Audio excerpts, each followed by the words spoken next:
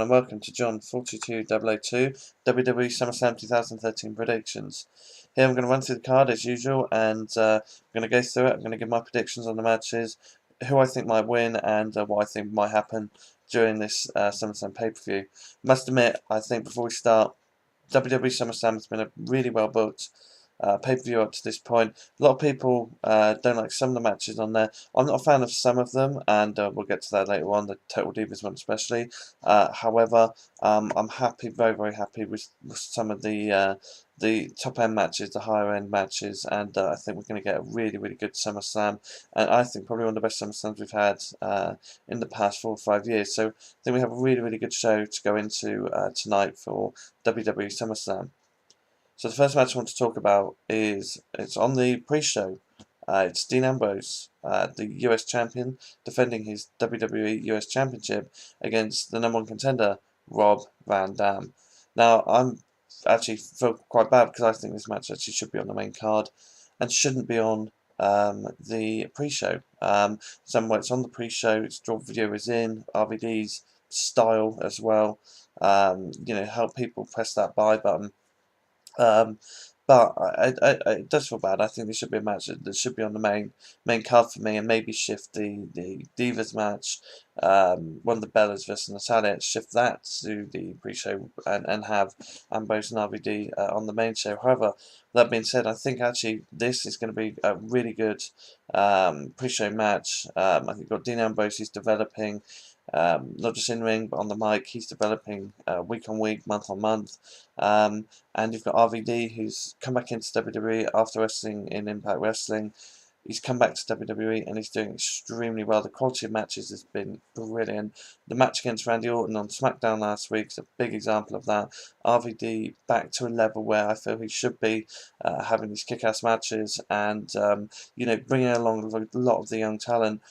I don't see a title change here, unfortunately. I see Dean Ambrose retaining his US Championship, and maybe something going forward now with RVD, building a bit of a feud, or who knows, he might move on to somebody else. But I feel Dean Ambrose working with RVD over a longer period of time, maybe another pay-per-view match, and a few weeks leading up to that could really help benefit Ambrose as well, and help him with in-ring, and it keeps RVD in a good spot in order to help develop somebody like a Dean Ambrose with his in-ring style and his psychology in the ring.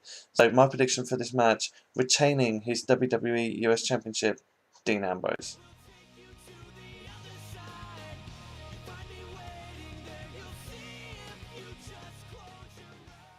Okay, the next match on the card for WWE Summerslam 2013 is Natalya versus Brie Bella. Now, I know this match is all around WWE Total Divas and around the WWE Total Divas show. I haven't seen Total Divas, and it's spread across a little bit, of course, into WWE, as you'd expect. I know there's a bit of a rivalry there between the Bellas and Natalya, so, a match to help the show and promote the show a little bit there, and get more views, get more people to watch it on the E network, I believe it's on, in America. So I can understand why the match is around. I just haven't got that into it really, because I just haven't seen Total Divas. Who's going to win?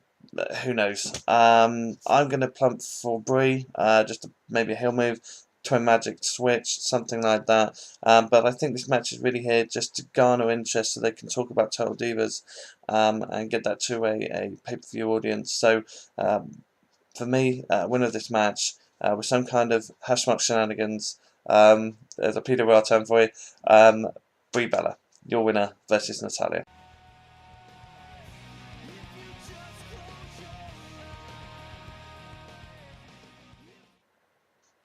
Okay, the next match to talk about here is a match I'm actually looking forward to. A lot of people don't think it's that nice, but I'm actually wearing his t-shirt. I don't know if you can see. It's held up there. It is, that's right, Dolph Ziggler, the man that always steals the show, and Katlyn versus AJ and Biggie Langston in a mixed tag team match. Here's something different for SummerSlam. I didn't expect this match, actually. when it all came together, when the Miz put that together. Didn't expect that. I expected Ziggler versus Langston, but I think actually they've done a good job of meshing all storylines in together and making it a mixed tag team match. Makes it something a little bit different, and something a little bit different on the card for SummerSlam. So I think that'll be a really good dynamic. Of course, I'm a huge fan of Dolph Ziggler. I'm a bit disappointed that Ziggler and Langston is a storyline going into SummerSlam, and we didn't have Dolph Ziggler sort of pull away and go back after Del Rio for his World Heavyweight Championship. I'll get into Del Rio and Christian in a bit. But I think this match actually does a good job of bringing all storylines together, and it can culminate here. I don't see this going forward. I see this match being the end of this feud for both AJ and Katlyn, and for Ziggler and Big E. I don't see them having matches going forward. I think this is a great time. End the feud at SummerSlam, put Ziggler back on track for the World Heavyweight Championship, and get everyone else moving forward, get Big E moving forward with AJ, and get Katlyn going her own way. So I see this match, like I said, being the end of the feud, and I see actually Dolph Ziggler and Katlyn defeating AJ and Big E in this match. And like I said, putting a full stop onto this. I think there's been some great matches, some great back and forth between AJ and Katlyn over this time. And I did say on the last video I thought it would end. It would end there on the last pay-per-view, but I think now this is the time to end it all four together. You can end this with the faces winning, and have these people then move forward, move into different programs. Ziggler back up to the top of the card, where I obviously feel should be, but I have a biased opinion because I'm a huge Dolph Ziggler fan, and get these guys motoring back into the mid-card, into the main event, and get some mix in there, because I think AJ, although not in the Total Divas reality show, there could be some crossover into that with whoever wins the Brie Bella Natalya match, which I think will be Brie Bella, and you'll get some mix in there with some of the Divas. So I think this will be a very good, entertaining mixed tag team match, something we haven't seen in a while on pay-per-view. But as I said, my winners for this, Dolph Ziggler and Katlyn.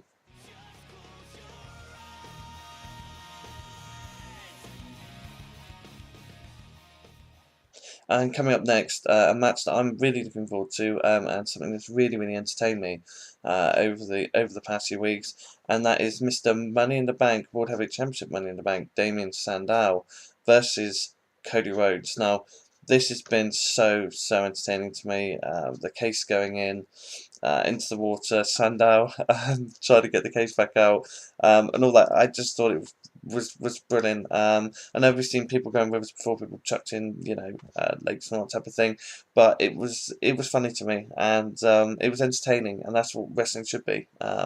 It should be entertaining, and I believe these two they've been really entertaining to me.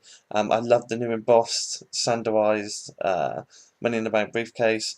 It's a shame this isn't for the Money in the Bank briefcase. I think this match should be for that briefcase, and whether we do see a change with it, whether that's possible. Never seen it before, apart from if you remember back, Mr. Kennedy, when he faced Edge on Raw. Mr. Kennedy had an injury, and Edge beat Mr. Kennedy. That's the only time in history that a World Heavyweight Championship briefcase has changed hands, was when, or Money in the Bank briefcase changed hands when Edge beat Mr. Kennedy. So we haven't seen that in a long time, and WWE obviously haven't brought that up at all. So it would have been nice to have seen that. I would have quite liked that, the dynamic there, since it's all been around the briefcase and Sandow taking it from under Rhodes' nose at WWE Money in the Bank. I think we're going to get a great match between these two former tag team partners who've done the split, and now the dynamic of them against each other. I think in this match, as much as I'm a Cody Rhodes fan now, I think Cody's been doing a really good job. I think Money in the Bank was a really good pay-per-view for him, and he's really pushing forward. And I think he's actually working in this face role. People are saying, oh, we're not sure about Cody in this face role. I think Cody Rhodes in this face role will be something that develops forward really quite well. However, I think the winner of this match will actually be Damien Sandow. Damien's obviously had a lot happen to him with the briefcase and it going into the sea and things happening since then, and he's helped build and establish Cody. But I think actually when it comes down to it, and it comes down to SummerSlam tonight, the Sandow will show why he won Money in the Bank, and he will come out on top in this match and defeat Cody Rhodes. Probably not cleanly, like he did at Money in the Bank. He didn't really deserve to win it, but he won it. It'll be something like that, I think. You know, maybe a quick roll-up, hold him to the ropes, hold him to the trunks, something along those lines where Damien Sandow is just going to pick up that win from nowhere and really outside the flow of the match they're having.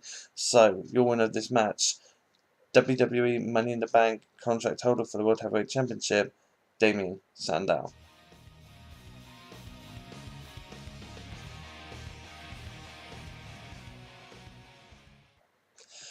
WWE Ring of Fire match. New match concept. It pits Kane versus the leader of the Wyatt family, Bray Wyatt. Now, I'm really quite looking forward to this match. Ring of Fire, different from an Inferno match, we've been told.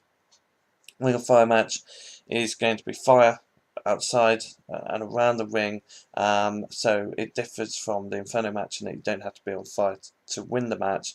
The fire is there to keep people from coming in and out, so it's basically a barrier to stop the members of the Wyatt family getting to the ring to help Bray Wyatt. So I think this match is going to be brilliant. I think this is a development back for Kane into that devil's favourite demon character, into the more evil, so to speak, Kane, where he's stalking Bray Wyatt. He's telling Bray Wyatt what he's going to do to him, and it's transition Kane from the comedic Kane that we saw with Daniel Bryan in Team Hell No, back now into that really strong and serious Kane, which I like. I like that. I like that transition back. And Bray Wyatt has helped Kane in that transition. I really enjoy the Wyatt family gimmick. It's weird. It's so creepy, but yet it's so good. There's something about the entrance when they come down, the video that plays, the music that plays. There's something around the whole Wyatt family that makes it so special. I think the Wyatt family are just going to develop more and more and more in WWE. It's something that is so engaging and people take notice of, and if you see that, even if you're flicking through the channel and you come across Raw and you suddenly see that with these men with these sheet masks on and that music playing, you're going to stop and just say, what is this? So I think it's a really, really interesting new gimmick, and something that is going to progress further and further and further. And as for Bray Wyatt in this match, this will obviously be his pay-per-view debut and his sort of debut match, so to speak. Who do I think is going to win it? This is a tough one to call. I have a feeling that Bray Wyatt is going to win this match. I think Bray Wyatt needs this more than Kane. Although, like I said before, I feel Kane's character development needs more to it to bring it back up to, like I said, the evil, maniacal Kane. I think this will be Bray Wyatt's match to win. We know Kane is going to go and do See No Evil 2 soon as well, so it might be a way to transition Kane from active WWE and out for a few months. So my winner for this match, and what I think will be a very entertaining match, and something different, something we haven't seen before, and something that I think will be better than what people are expecting. Your winner of the match, Bray Wyatt.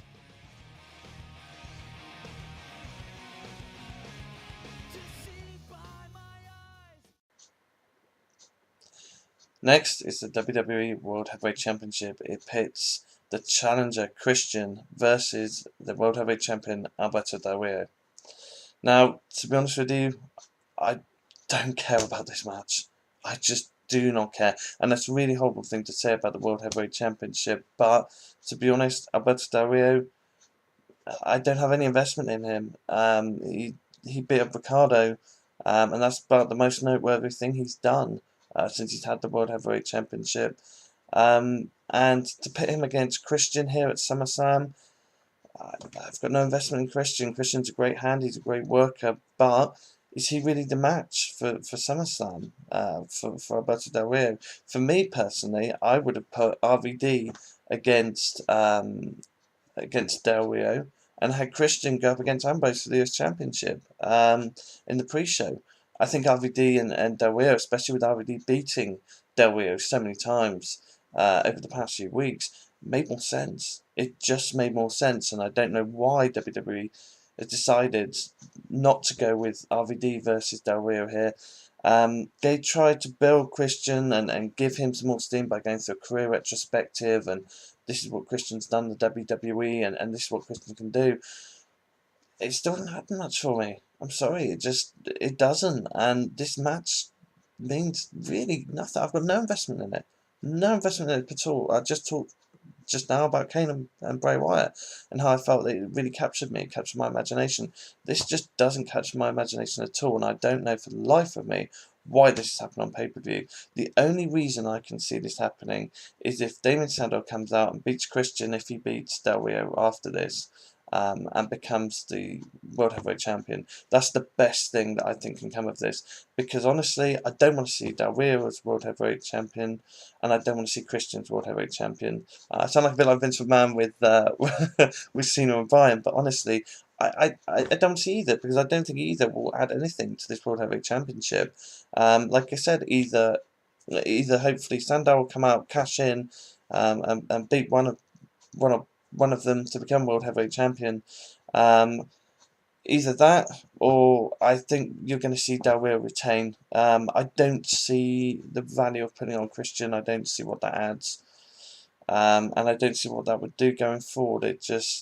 There isn't, like I said, it's very, very sad, and I keep repeating myself, there just isn't the investment there for me in this World Heavyweight Championship match. So it can go either way, but I'll go for retaining his WWE World Heavyweight Championship, Alberto Del Rio.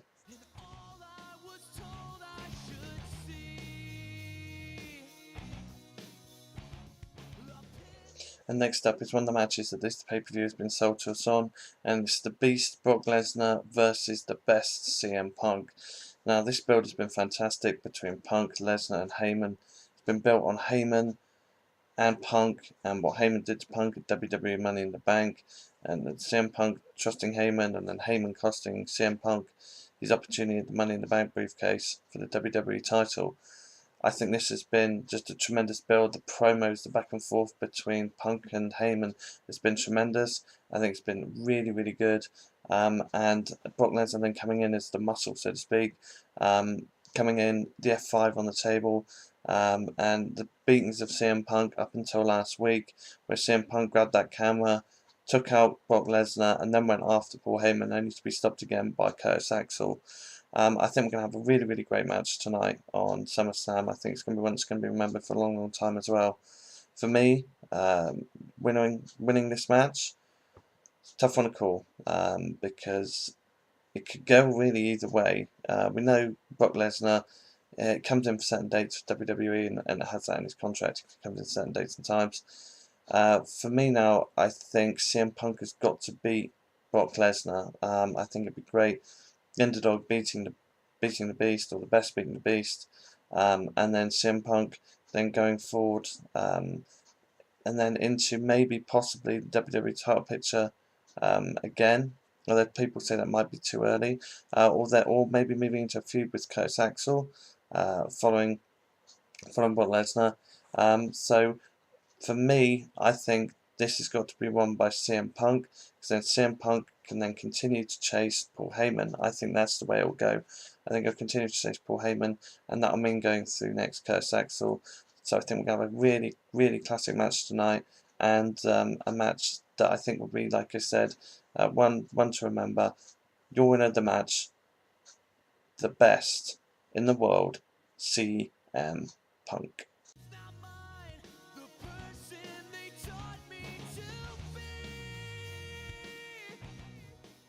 And next up for the WWE Championship, it is the champion John Cena going one-on-one against his chosen opponent, Daniel Bryan, with special guest referee Triple H. I think this has been fantastic. I think it's been really, really good. Cena versus Bryan, build has been fantastic. Couldn't have asked for anything more. The promos, the corporate makeover, the Daniel Bryan thing about does Cena respect me? Does he respect me enough?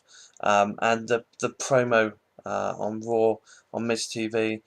Something from John Cena which I hadn't seen in a long, long time, and I don't give John Cena enough credit for the things that he does do, but I'll give him enough credit for this. That promo he did on Raw with Daniel Bryan on Miz TV, I could hear the emotion in Cena's voice. You could just hear it, you could feel it, you could see it. John Cena in that promo was absolutely fantastic, as good as Daniel Bryan, and I think, like I said, I don't give Cena enough credit, but I definitely give him enough credit for that, and for building this match at SummerSlam. It's been absolutely fantastic, and something I'm really looking forward to. However, I do feel sad, actually, that Triple H is a special guest referee. I'm a big fan of Triple H, I am, but Triple H is needed in this match. Put the focus on Cena and Bryan. They don't need Triple H, they don't need Brad Maddox in there. Make it about Cena and Bryan. You've got the Vince McMahon, Triple H, Stephanie power struggle going on within all that, and that's fantastic. It is. However, I don't think you need to put Triple H in the middle of this unless Triple H is there to screw somebody. And this is what could be very, very interesting.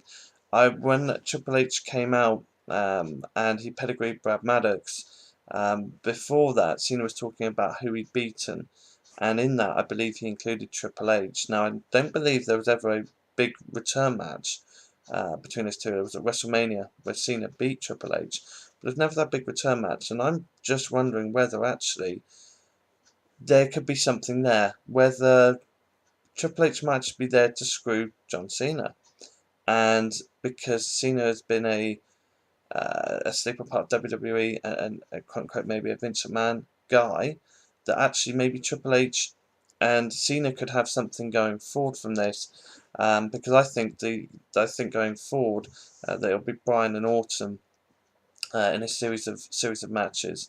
So whether that would then take John Cena off, whether that be something that happens going forward with Triple H or happens at WrestleMania 30, that could be an interesting dynamic.